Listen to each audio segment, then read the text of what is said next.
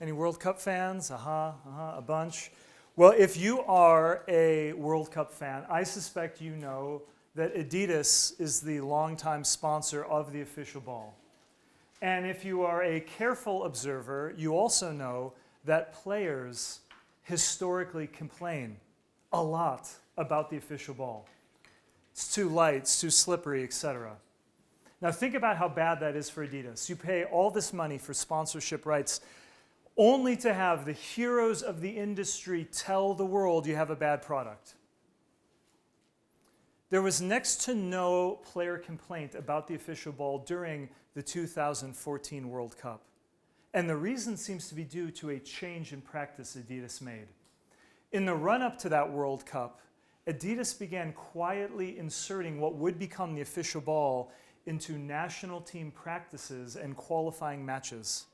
And after those events, they would ask the players, are you satisfied with the ball? Does it meet your requirements? To which they universally said, yes, the ball is fine. Then, on the eve of the World Cup, Adidas released this information, this data to all the teams saying, for the first time ever, the ball is player approved.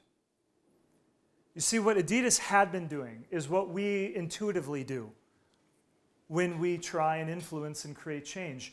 They had been telling the people how to think. They'd been telling the players, this is the best ball we have ever made. The change they made is Adidas created an environment where the players told them what they wanted to hear. And in that example, we see perhaps the most powerful axiom, the first principle of persuasion. It's what we will call self-persuasion.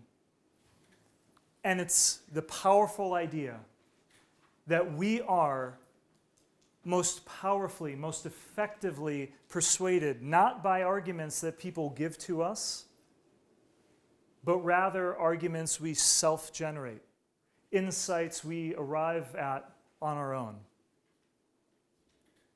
I would argue this idea too, if we begin seeing it and accounting for it, justifies our time together today. But to leverage this concept requires us unlearning deep influence habits and intuitions.